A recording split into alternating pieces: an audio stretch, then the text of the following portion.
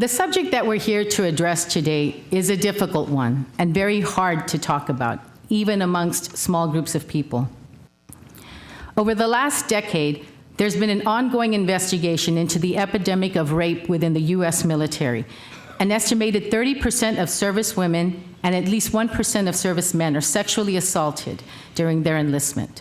This is a crime not perpetrated by the enemy, but by fellow soldiers with devastating and profound personal and social consequences. In recent years, the Office of Women's Policy has begun focusing on the needs of military women. Some of you have been part of our annual Salute to Military Women, where we have worked not only to honor women veterans, but to begin raising awareness about the issues impacting women veterans across California. Out of these events, we connected with a small, thoughtful group of women who formed a local women's military collaborative and later joined forces with the Moffett Field Collaborative.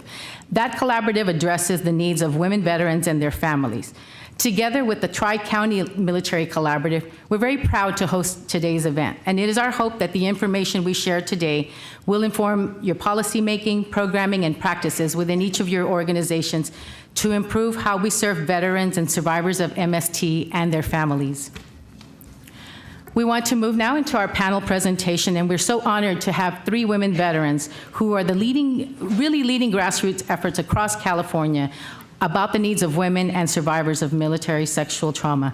They're here today to provide an update on policy proposals that have been introduced at the federal level, addressing the handling of rape and sexual assault in the military. They're going to share with you their perspectives on this issue, and most importantly, the constructive things we can undertake today, right here at home, to advocate for change and policy movement in order to ensure access to justice, support, and services for survivors of MST. So at this time, in your materials, you have the biographies of each of our speakers, but I'll just give you a little bit about the 3 people with us today. First of all, Charlotte Bear is a South Bay resident and U.S. Army veteran who was the first woman deployed as a TV broadcast journalist into top security, high-risk operations overseas. She's also Santa Clara County's 2012 Women Veteran of the Year. Also with us is Katie Weber. She's a sister from the North Bay and is a 100% service-connected disabled veteran of the U.S. Army. Katie was featured in the documentary The Invisible War and is an advocate for MST survivors and women veterans. And last but certainly not least, we're very happy to have Carol Ann Wonderland, another South Bay resident. She's a U.S. Air Force veteran whose activism centers specifically around the men and women serving in the National Guard and Reserves and their families. So we'd like to begin with our panel presentation. Please welcome Charlotte Bear.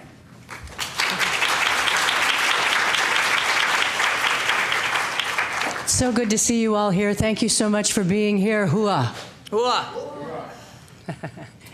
I just want to share a disclaimer as we begin because, just to be clear, we are very grateful. I'm very grateful for all the wonderful commanders who do a brilliant job serving honorably, doing all the right things while completing a hard mission and taking care of their people. I've had many in my family. I've served alongside many. Many are my friends. So our purpose here today is not to trash commanders in any way whatsoever. By offering a responsible critique of the Department of Defense's policy or lack thereof around military sexual trauma, we in no way mean to undermine the many good contributions of honorable servicemen and women. All of us up here served honorably with distinction, and so we love those who serve in the uniform. Our objectives, in fact, are pretty clear. The best policy is always shaped and informed by those whom the policy best serves. So when those people are at the table, front and center, helping to advise the process of formation, implementation, and development, policy gets better. And so we're offering a boots-on-the-ground perspective and critique of what is a sexual violence crisis. We do not regard this as a gender crisis. We're calling it a sexual violence crisis, and it's an employer crisis. We also want to highlight the need for the Department of Defense cultural and policy changes to make that clear today. We definitely will suggest for you today things that you can do now, that all of us can do to help influence policy in positive ways, not only at the federal level, but locally as well. And I guess I never ask people to do what I'm not willing to model myself. So I'm kind of asking people to do what we can as military sexual trauma survivors to contribute to a dynamic, ongoing conversation about policy regarding this crisis.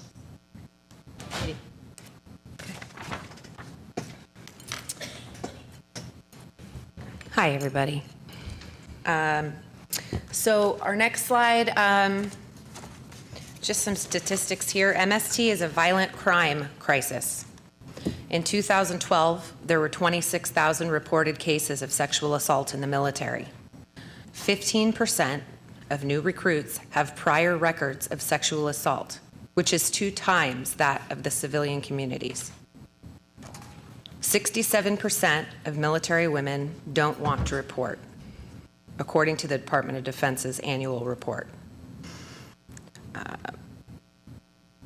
Less than 50% of military women, fear career reprisals at work or retaliation if they report a sexual assault crime. Firsthand experience here. 14% of all cases, less than 14% of all cases were reported in 2012. Only about 8% of reported cases went to trial. 2% of those reported cases resulted in convictions. That's 2%. Next slide, which I would like to actually just kind of share about the Band-Aid efforts that were made after the Invisible War came out. Some changes were made to the end of the film to declare that Secretary Panetta had made some really dynamic changes, and this was going to be a huge, big deal. So after seeing this film, the Department of Defense and Secretary Panetta decided that it would be best for rape victims to report rape to a higher rank. They chose an 06 as the rank that we would report to. And a couple of weeks later, something happened with General Petraeus, and something happened with a lieutenant colonel who was sentenced to prison time for sexual assault. He was removed from the prison by his commander, and that was legal. So we are seeing that we're having a difficult time getting any justice here, which I believe is definitely part of the crisis here, is how many people are suffering and being raped by the same person, these same repeat offenders. So that's been a big concern, as we've seen in the news, and even recently it was noted that Jeffrey Dahmer was a military rapist, and that's how he started, and he ended up eating people. And I believe these sex crimes are showing and proving to be a progressive illness for these folks, and I don't believe that, as clear as we are that there aren't a lot of resources for the victims, I don't see anywhere someone could go and say, I have a problem, I'm raping people. So this is something that we're hoping to focus on a little bit more, is kind of the description of what someone like that would be, And we just had another guy who was court-martialed in the Army, an officer, for rape, and he was plea bargained out, and he went to go live in Santa Cruz, and he raped 2 women there. And when the police came to his door after a DNA test showed he was the rapist, he killed 2 officers. And this was 3 months ago. Secretary Panetta spoke at his funeral, and he mentioned how the military and the Department of Defense had failed this community by allowing a rapist, a repeat offender, to slip through the system in the military and end up in our neighborhoods. So this is kind of a profile of some of the more notorious rapists. Yeah. So you can see some other MST impact on active duty statistics up there. Supervisor Cortese mentioned a few of these. I would like to invite my colleagues here, if they're willing, to say just a little bit about our own experience so you can kind of put us in context. All of us up here are survivors of military sexual trauma. And Carol Ann, would you want to say anything about your service?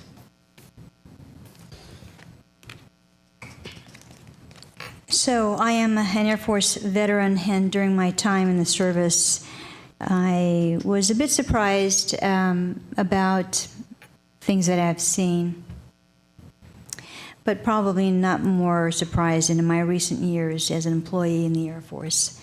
I am an employee in the Air Force at Moffett Field, and have been on the staff of the Air Force SAPR program as a victim advocate, and had to step down, not willing to support a program that wasn't effectively utilized. Thank you. Do you want to say? Sure. So I live in Sonoma County, and I've been out of the military for 18 years. I was raped when I was 18. I was stationed in Germany. I had been there 1 week, and I came home being honorably discharged as a weight control failure after 9 months after reporting rape. And I dealt with a lot of depression and anxiety and suicidal thoughts, and I've had ups and downs throughout my life, but right now I'm feeling empowered by what I'm able to speak to you all about today. And this film and opening up for that was the best roll of the dice I've ever done in my life. And I don't regret it, and I'm happy to be here, and I'm going to be around afterward if anybody has any questions, or if any military sexual trauma survivors are here, or if you just need support for someone you know or love. I have all my business cards here. I'm a volunteer for Military Rape Crisis Center. So we help active duty who are currently faced with some issues in their chain of command and need some advocacy. We make those phone calls. We show up on those bases. And it works. Getting there is the problem. But I also volunteer for Protect Our Defenders, and I just kind of do this stuff. So I'm also just totally transparent, so I have no problem talking about any issues maybe that anyone would want to address. Thank you. And I'm Charlotte Bear. I did serve in the U.S. Army. I worked for the Secretaries of the Army and Air Force under SAPA Command, Secretary of the Army Public Affairs. My home base was the Pentagon, and I spent 50% of my time overseas on assignment in the field. As was mentioned, I was a TV news director and broadcast journalist sent to high-risk, high-conflict areas attached to male combat units. And so I would be under a senior grade officer as a host commander under whose jurisdiction I would operate while in the field, and then I'd come back home base and do production. It's interesting you mentioned the fact that we have this 06 cutoff as the new regulatory authority. Twice when I was deployed overseas while on temporary duty on assignment, it was the field grade senior officer under whose jurisdiction I operated who perpetrated against me, rape and forced sodomy. So I kind of had nowhere to go with that one.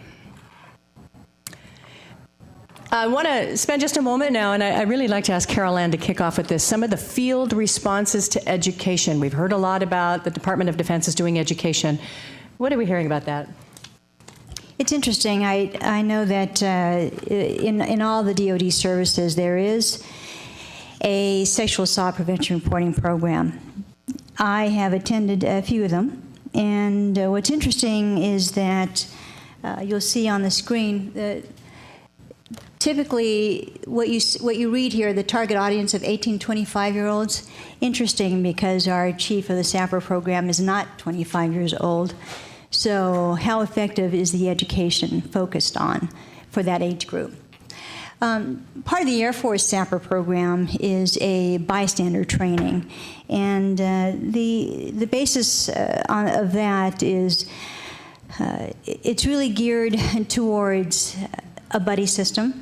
And in the Air Force, it's called the Wingman program. Mm-hmm. And there's a lot to be said about that kind of taking care of each other. And I think one of the things that we struggle with is there's no there's no real teeth to the education program for at least for the SAPR program that I know of, just because it's based on how the victim is behaving, how they're dressed, what their attitudes are, things like that. There's not a real effort to focus on changing the culture, for example. And I know that Charlotte and Katie are going to address that later on. Yeah, I just passed around some cards. So these are cards that were made by the Department of Defense and handed out at Beale Air Force Base by the SARC, the Sexual Assault Response Coordinator. I would gather most people are drinking when they're playing cards, so I don't particularly find being the product of a joke too entertaining. However, I do find some of these facts on here to be helpful. And I know that civilian rape crisis centers do marketing things like that as well. But I wanted to share with you just the culture that we're talking about and how evident it is to the survivors and family members, as well as soldiers who are serving in fear, that none of us have been consulted about this stuff. The production and of them, if we were able to help facilitate something that was meaningful, we would be glad to do that. But we have not been asked to be at the table, and I think that for sensitivity purposes, plenty of rape survivors in the military are receiving these cards. And they're going back to the barracks and they're going, I'm a joke. Nobody believes me. Look what they did. They made cards. Here's a case in point. One of the incidences I experienced was I was dating an NCO in E7, and he had anger management issues. On our second date, he proceeded to forcibly sodomize me. I did not personally think there was anything consensual about that. So I went to his commander and I complained and I shared my concern about his anger management. And the commander looked at me and he said, well, some of the things that are on this card right here, I'm going to read this to you. No means no, even if your partner has had sex with you before, has been drinking alcohol, is wearing provocative clothing, has been making out with you, or is acting in a suggestive manner. When I brought my complaint to the commander, he immediately said, well, you're dating this guy. You must have been having sex before. You're a very attractive woman, Charlotte. You need to be careful about the mixed messages you're sending. And have you been drinking with him? And did you make out in any way? And because of any answer I might have had to anything like that, he dismissed the merits of the case. Sadly enough, this NCO was married to a young airman 3 months later, and within 6 months, she, as his lawfully wedded wife, was back in that commander's office with bruises on her face, crying about sexual violence in her marriage and domestic violence. We have a lot of service couples who live with domestic violence in their marriages. She was turned over to the chaplain. This isn't a joke. Anything else we want to say about the training? I definitely wanted to mention just noting that, you know, I can see that commanders are taking direction here, but at the same time I can see that they're being given a lot of liberty as to what they want to do to change their training.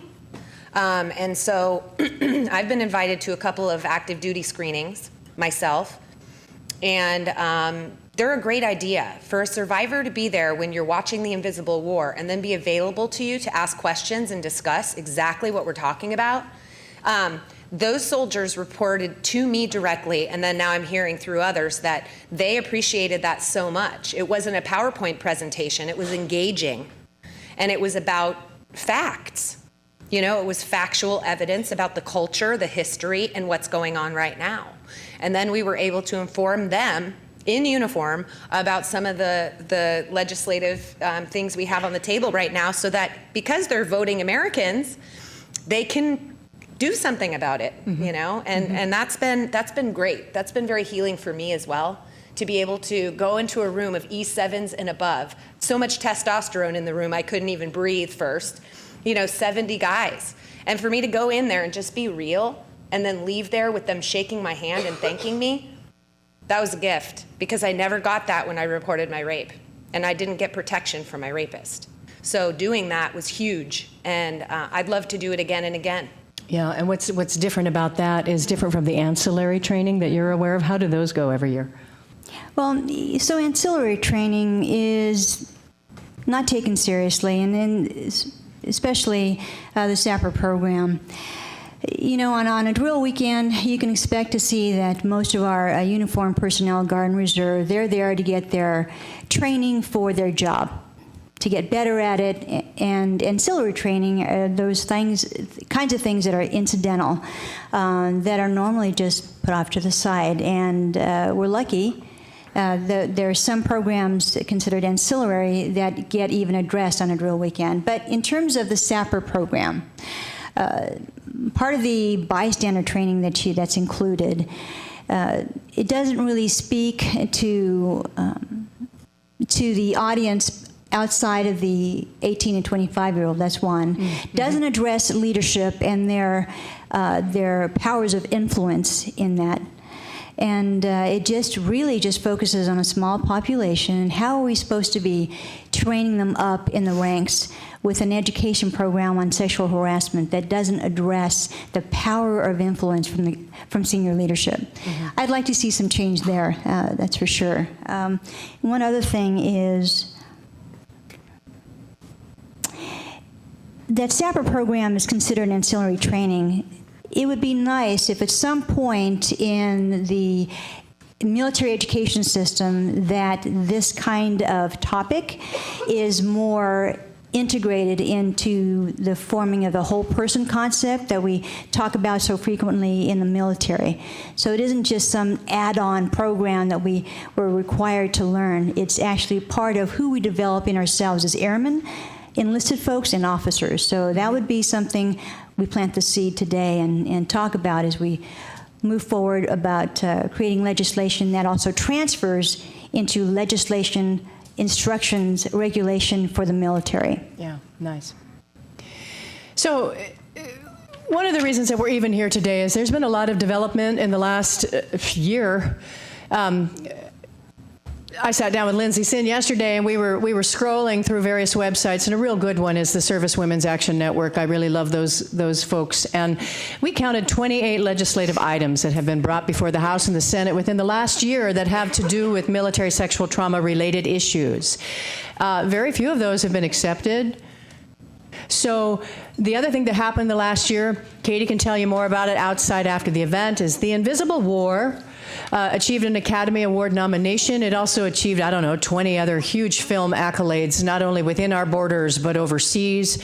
And it really brought this issue to the public awareness and captured the American imagination around this. And it did such a great job of illustrating how this is not a woman's issue, it is a sexual violent crime issue. So that was a game changer in terms of popular culture. We've had two significant developments in the U.S. House Armed Services Committee and the U.S. Senate Armed Services Committee. Both came up to the point of maybe moving this whole regulatory policy about the commander having the full authority in these cases, and then they backed off from it. They didn't change it, they didn't move it. I personally am of the opinion, and my colleagues can chime in, that unless we really crack that nut open, you will not see enough organizational behavioral change. I think that is the thorn in the side right there. So we're going to talk about that a little more. And there is, in fact, today more pressure on commanders to comply with the cohesive policy, but there has to be a clear cohesive policy. There has to be a policy. That is uniformly enforced, and that's what's missing. And meanwhile, MST continues to escalate. 70 people a day are raped by another service member. 70. So, and you ladies can jump in. I'm just going to review this because you can read it in your packet. There is new pressure on commanders. Passed a defense bill, the House did, that contains some of the broadest changes to military law intended to curb, more strongly punish sexual assault. But this really is getting at stripping commanders of their regulatory authority to dismiss a finding by a court-martial. As Katie pointed out, however, that's about 2% of the cases. What that means is a commander cannot go in and reverse a court-martial finding or reduce a sentence. That's still not adequate. It's a beginning. But here are some other things that show some promise in moving forward. Minimum sentences, permitting victims of sexual assault to apply for a permanent change of station. Why is that important? Why is that important? Well, It would be a shame, wouldn't it, if you're a victim and you report your case to your chain of command or through your SAPR program, and the only thing that's done is that you return to your duty location, where in fact your perpetrator still works. And it's important that we don't continue to re-traumatize ourselves by not doing something within the work structure or the victim's environment to provide healing. Did you want to say? Yeah, I know. I can just tell you, traditionally, what I'm seeing firsthand, like Charlotte said, boots on the ground, in my experience is I am fighting hard for lots of MST survivors who are still stuck in a contract with the military, who are prohibited from carrying a weapon because they have post-traumatic stress disorder. Therefore, their direct supervisor knows that they can't carry a weapon and that they're on a profile because they've been raped, which means sitting around drinking beer, they've now told everyone else, who's told everyone else, and now your business at your new duty station, which you just got transferred to because you were raped at your other duty station, now everybody knows your business. And this is what I'm seeing still today. All the time. It's all the time. I mean, if you ask, these things are not just our experiences. These are real statistics, and we're trying to get really kind of concentrate on the numbers so we can really show more facts, because I don't know what more we can do. We keep profiling the victims and moving the victims. What are we doing with the perpetrators? Right. They're getting plea bargained. They're getting pulled out of prison after you get a miracle of a jury of your peers. A lieutenant colonel gets convicted of, sexual assault, gets 2 years, and then gets pulled out by his commander. Where's the victim? She's been interviewed, and guess what? She's furious. And guess what? They moved her rapist to her hometown in Phoenix, Arizona. Yeah. So nobody's considering what's going on here with the victims emotionally. And we've lost a lot. We've lost a lot of people to suicide because of this. I know 2 in particular women who left their duty station after reporting rape, were discharged like trash, and died within days of being home. And their parents have no answers. The only answers they get are from us when we tell them we were rock bottom too, and we almost did it too. And then the parents are so grateful that we didn't, because now we're here for the fight, but their daughters are not. And there's no explanation. And a lot of us have statements from the Army saying, no, that was suicide, when the evidence shows otherwise. And I really don't want to get into the graphic details of that, but there is a very heavy burden on us right now about those who did not survive. Mm-hmm. And victims who report, the number one thing on my mind when I reported was, oh God, don't let this happen to someone else. I did it for them. I didn't do it for me. And 20 years later, I'm still doing it for them. And a lot of the service members who haven't experienced this yet can be critical of us standing up, and they say we're making the military look bad. And that's heartbreaking to me. Well, and we'll talk about that in the system. I know in one of the cases I had, I was assaulted by a gang of NCOs who attacked me, and I managed to fight my way out from under them. So I went to my immediate commander, and he laughed. He put me in a very humiliating situation, told me to act out everything that had happened to me. And then he dismissed the case. So I actually defied his chain of command, and I went above his head because a female drill sergeant was willing to come with me.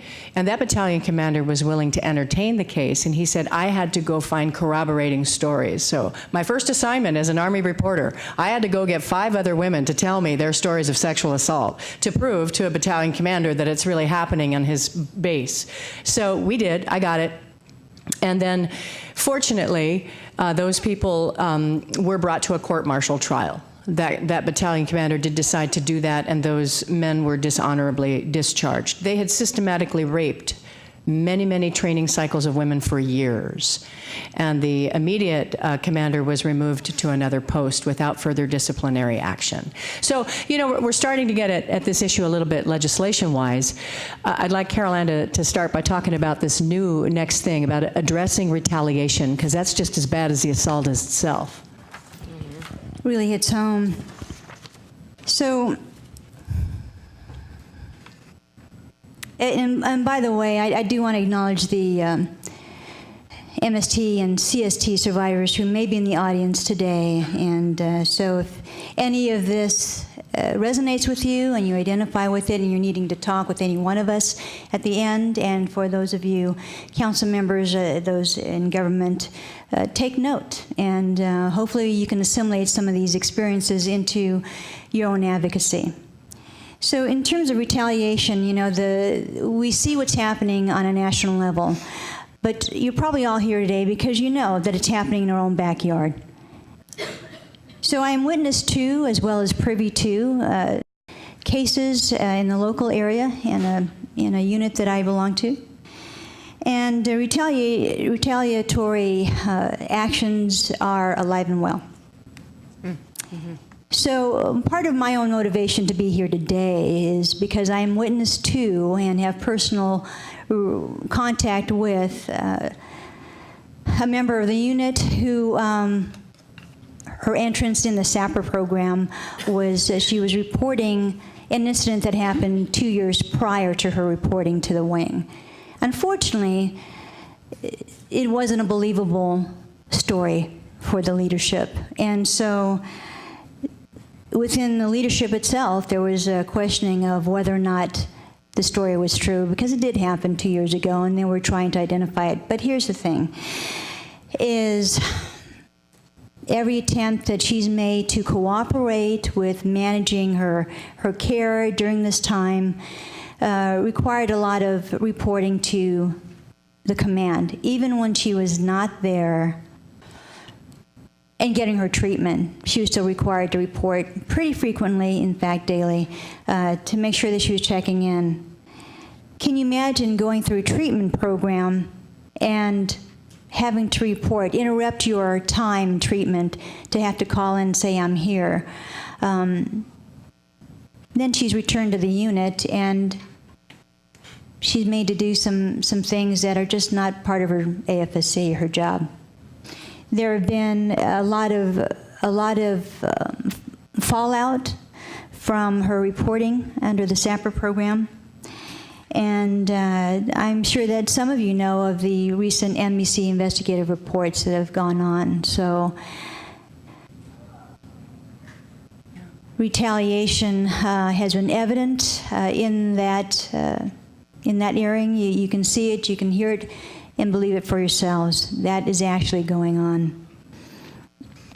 The problem with the retaliatory culture is that we can also say in this retaliatory culture there's the kind of a good old boy system still around. And how do we break that? Yeah. When perpetrators are sheltered. Yeah, exactly. Or acts of omission or commission on the part of commanders. I want to talk a little bit now about where we think enforced policy is needed. I'm sorry the graphic is small on the screen. Perhaps you have a copy of it in your packet. This pyramid is a pretty standard sort of depiction of the escalation of sexual violence. What we wanted to do is apply it to the military context, because there are some things about working in the military that are different from working for any other government employer. But this is about sexual violence in the workplace and possibly also domestic violence while serving active duty. So what you see at the bottom there, attitudes and beliefs, women are less valued, sexual and economic exploitation of women is normalized. That's baseline cultural stuff, what we call misogyny. Just misogyny, flat out. At that level, it is a gender-specific thing. Misogyny is gender-specific. Sexism includes attitudes about inequality, demeaning depictions of women, and oh my gosh, do those abound. It's pretty crazy, including pornography and sexually explicit material. I walked into a base command overseas one time, and I walked into the NCO club for lunch, and there were strippers right there in the NCO club. They didn't even look like they were of age. I went to the base commander, who is my host commander for my time in the field, and mentioned that I was disturbed. Well, I was young and brash and wasn't as diplomatic as I am today, and I mentioned that I did have a television camera with me, and I worked for the Pentagon. So he was darn sure that I showed every piece of television footage to him before I left. But I wouldn't confront someone like that today, but I mean, I was completely appalled, stripping on a government facility. So that's sexism. A lot of what we've discussed about education is targeted at those levels. A lot of the legislation we've seen come about is really dealing with people after the fact of assault, so it's not even on the pyramid. What we're concerned about is, what about these areas where you see the little red exclamation points?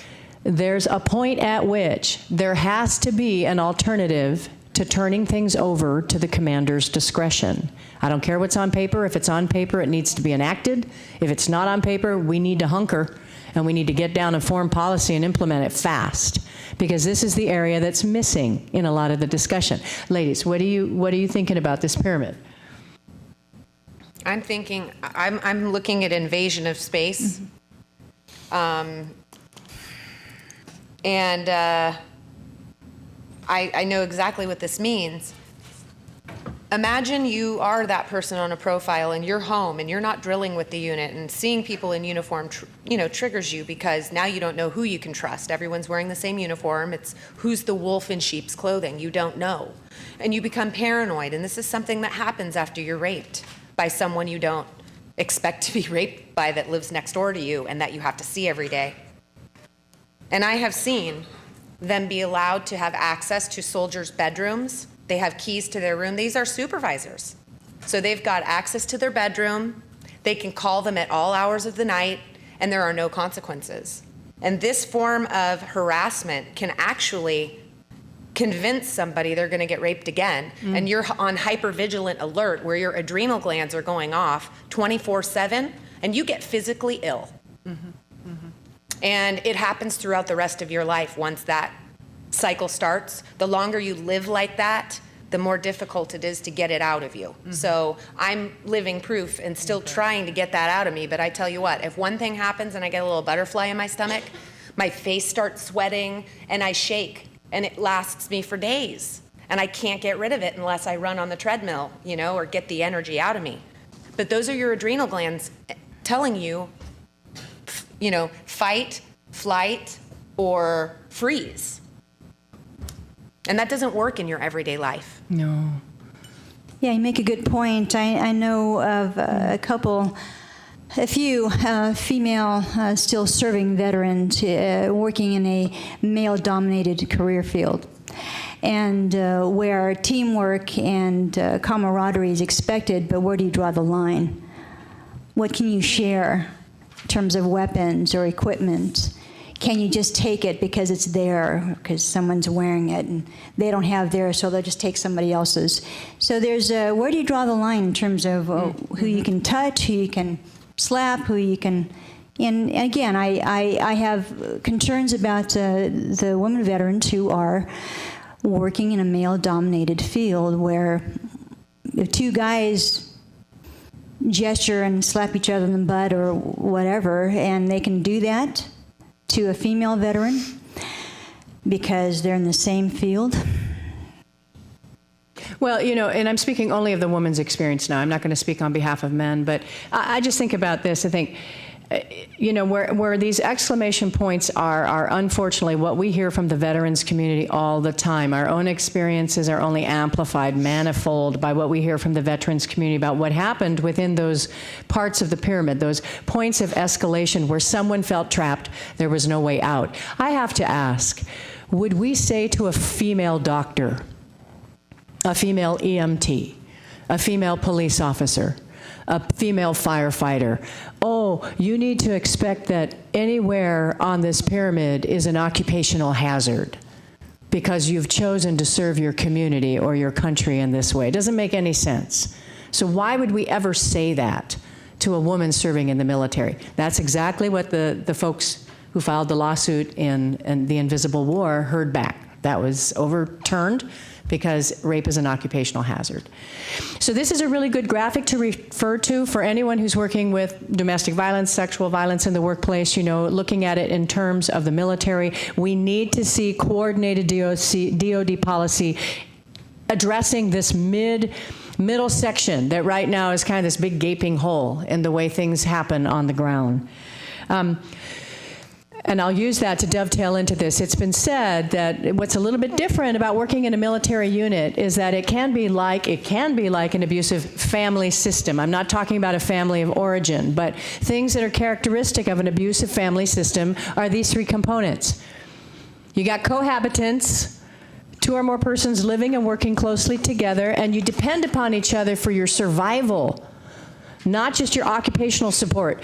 You need purified water. You need salt tabs if you're in the desert. You got to get laundry. You need your weapons. You need security. You need mobility. I mean, you're relying 24/7 on your unit to keep you alive as well as to do your job well. You also have abuse where there's willful and intentional harassment, threat, or injury perpetrated. Somebody in charge knows it's going on. Someone's doing it to you on purpose. It's not the enemy. And then familiarity is the other factor. Perpetrators are friendly. Co-workers, supervisors, they're not outside enemies. And because of that, victims feel trapped. They feel helpless. And I think even more insidious, the internalized shame and the silencing that sets in is part of the prolonged MST experience. Anything you want to add? Sure. I mean, there's, I can think of some examples of commanders who have, for example, a female admin staff, an attractive female admin staff, and takes liberty in asking her to run errands for him, and the errands turn into taking my laundry, turn into dropping this by my house. It's an easy scenario to walk right into. And what if you're a female NCO, a non-commissioned officer, who is a single parent and relies solely on that military job as bread and butter? Charlotte, you mentioned earlier about, we're trained up to protect ourselves from the elements, from the enemies, and isn't it interesting that you yourself have had to use your own skills, not against our adversary, but our friendly enemies? Yeah. Yeah, I was trained to fight with a pugil stick in basic training, and in real life, nobody has a pugil stick in their back pocket. I mean, it's an unrealistic weapon that didn't help me. How about a grenade? Yeah, I mean, a grenade would have been awesome, or maybe a stun gun. But even those things really kind of, I don't want to live in a fearful place, and I have to be honest with you, being 18 years old at that time, and having spent 6 months now in basic training and then AIT, learning, that's advanced training, where I learned about my job. I shipped American tanks on the German railroad in Germany so that soldiers could go out to the field and train for a month at a time. And I was, never was I learned every German word that I needed to know, including the swear words, in a place called School of Standards, which was a day-long class, and it taught me what I needed to know. It didn't say anything about rape, nor did it before or in my basic training or in AIT. So frankly, I felt so strong and powerful. I had never been so physically fit in my life after those 6 months of training, right? So I've been in Germany for, a week. And this person that attacked me, outranked me and had given me a check for $1,000 earlier in the day. So when I had seen him later and he said, "Hey, Private, I need to talk to you about your paycheck," it never crossed my mind. And his pregnant wife was right there, like in the other room, So it really, these people are so calculating and sick. And he went right back into that place, and I was naked from the waist down. So I couldn't. And I had to get in a taxi and go home naked. And everything kind of went downhill from there. And I have to share with you, that is the strongest I've ever felt in my life, was when I graduated that 6 months of training. I was sure I could survive anywhere, and I couldn't fight off the rapist. And people asked me why. So you just have to ask the question, which we continue to ask. What other job might you work in that receives $1 of federal money would allow this kind of abusive family system to happen? I mean, it's just, to me, I can't wrap my mind around how we could, as the American people, continue to fund a system that doesn't jump on this and show evidence of a very effective policy happening very quickly. How have we come this far? It's crazy. So we really want to point out these are pretty minimal necessary elements for an anti-MST policy, and we're going to touch upon some of these. We also want to be sure to touch upon some very specific recommendations that we can have. But some of the things we would want to see that are transparent, that's obvious to everybody. It's not buried in any way, and there's external accountability for this, are some of these elements. So the first one's obvious, really improving the way we compile data about MST complaints. What do we think about the next point, ladies? Investigation and assessment procedures for military law enforcement. I talked to a commander who told me that there is one JAG to cover sexual assault cases for the entire Northwest. That's a problem. Yeah, that's a problem. That's ridiculous. Yeah. One JAG when you have, how many, he told me he has like 5 reports a week. Mm-hmm. So no wonder they're not getting prosecuted. Mm-hmm. One of the points raised in The Invisible War, I think quite wonderfully by, who is the gal? She had been the military police person. That's Mila Hader. She was very articulate and wonderful in that film, and she explains a lot about the interrogation procedures are completely insensitive, and she was very disturbed by that. Interrogation of the victim, more so than the perpetrator. How about victim assistance? Yeah. Well, then you want to make sure that the military lawyers are trained in sexual harassment prevention reporting so that there's consistencies in the victim reporting systems in the military, the IG, the SAPR, the JAG. Right. So near and dear to my heart is victim assistance. It's huge. And just having very transparent, very clear safety procedures and advocacy in place, I have to giggle when the DOD says I should call on my cell phone, the safety helpline. If anyone's been deployed with me in the field, we ain't carrying cell phones. I'm in the field, I'm going to be what? Routed back to an operator at the Pentagon? It just doesn't make any sense. It's not acceptable at all. So if I'm being harassed in that mid-zone of the pyramid and I need help, who is the victim assistance I can turn to right there on the ground? Who's going to ensure the perpetrator is separated away from me, restrained while we investigate this thing? How am I going to be protected if I'm reporting? That is not at all accessible or transparent to people serving right now. And we want to make sure that those in the SAPR program who are victim advocates are not unduly influenced by the command staff who come in with bias. So that's something to put out there on the table as well. Mm-hmm. Mm-hmm. In the interest of time, we don't have time to elaborate on a lot of these, but you'll see medical review and care procedures have to be transparent.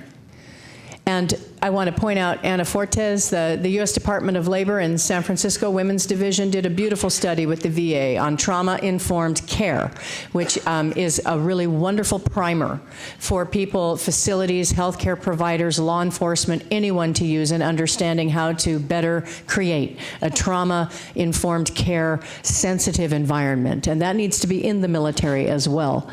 Documentation. I work for healthcare that's government funded.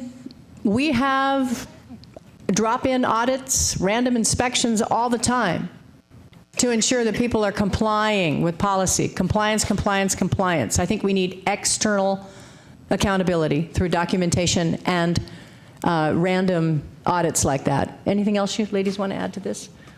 I just want to say military court procedures outside of the chain of command. So basically, no one's asking for it to be taken out of the military, which is the big fear here. We're not asking for that. We're asking for civilian oversight, and we're asking for a separate gig. Give me something. Give me a rape crisis counselor that's going to work with the prosecutor, that's going to work with the case manager, that's a social worker that has trauma-informed care, that knows how to treat us, and then people can do their jobs, but we don't have the right people in the right positions here. Mm-hmm. So, these are soldiers. Mm-hmm. This isn't what they chose. They're not in the social work career. So either we make an MOS and start teaching people how to do this, or we start hiring people that already have those credentials. So I would invite the military sexual trauma survivor community not to stop not to stop driving this conversation or pushing policy forward until we can all look each other in the eye, breathe a sigh of relief, and say, oh my gosh, we actually see a cohesive, transparent policy that touches upon at least all of these things, and we're starting to see the numbers turn around. Because until that happens, you don't have something effective. So right now we're left with a DOD credibility problem. Just in a nutshell, we've heard 20 years of talk and no action. Tailhook. Yeah, we could give a lot of examples, but you can see the ones in red right there. It's safe to say that the military sexual trauma community has a very low vote of confidence in the DOD left to its own devices to do this. So we need an intervention. And this is a community problem. It's not just an individual survivor problem. It's not just a family system problem. It is a community problem. Everybody can become an advocate. These are some legislative actions in review right now that are constructive. Everybody can go on GovTrack US Congress bills and track the progress. These are some we're hoping to see accepted. If not, we need to bring more. So please use this as a reference for you. Go online, become an online advocate. Other kinds of advocacy we're proposing, and this is our last slide here, is, and I want to invite my colleagues to comment on this. Any one of the four of these that you think are important? Yeah. I would just like to comment that in the bottom left side, it says advocate for our county offices of veteran services with VSOs trained in MST-related VA claims. So 20 years ago, I was raped in the military. In 2002, I went into a veteran service officer's office and filed my claim, and got my approval. And recently, when I started doing my advocacy, I went back into the local county office to check in with them, see what kind of special needs or maybe a specific officer they had that would be best with MST cases, because folks in my county wanted to report and file claims about their rapes that were not acknowledged in the military, and they felt they had had long-term issues because of that. Unfortunately, when the gentleman was giving me a tour and he left me alone in his office, I found this on his wall, and I wanted to share that with you guys. I don't know if you can see it, but it's a patch, and it's all next to his lieutenant colonel rank and his other patches from his accomplishments. And what the patch says is... You can't show it, so they can come up and see it. It says, Tailhook 91, didn't do it, nobody saw me do it, you can't prove a thing, I wasn't there. And then it has a picture of Bart Simpson with beer, chasing a lady in a bikini, and cards and dice. I told him that was inappropriate, he took it down, and I can tell you that he learned from that, but he's never asked for more information. He's never asked me to tour his other people's offices and make sure we've got sensitivity going on there. So imagine a person who was too scared to report it in the active duty, has now hit rock bottom, has substance abuse issues, is now homeless, and the only alternative for them is to seek benefits through the VA so they can start getting treatment. This is the guy they have to talk to. Okay. Yeah, thank you. So that's the culture that I've been talking about and what we're trying to, make everyone aware of that's so different from the civilian culture. Yeah, and also really supporting our veteran service officers and getting MST-related claims. You wanted to add one thing about that, Carol Ann? No. No, okay. These are other great things we can do. We can definitely align with civilian victim witness programs. 20% of our new recruits going into the military are women, so the DOD is aggressively recruiting women. Many are National Guard and reserves. They live in our civilian communities. They deal with civilian law enforcement. Their kids go to civilian schools. They're not on a base separated. We can develop some policy around there. These are some online movements we want you to know. If you're someone who wants to hear from this constituency and you want to hear problem identification, it's all there for you, streaming. Finally, our vet centers are where people with MST and PTSD can go, but they need to be bolstered. They need more staff, they need cultural sensitivity and competency training, and they need facilities. We don't have even offices for many of them. And they're certainly not trauma care informed sensitive yet. So here are some things we can do. And on that note, we leave you with some advocacy resources, and we're going to sit back and allow some other people to respond to the information we've shared. Thank you.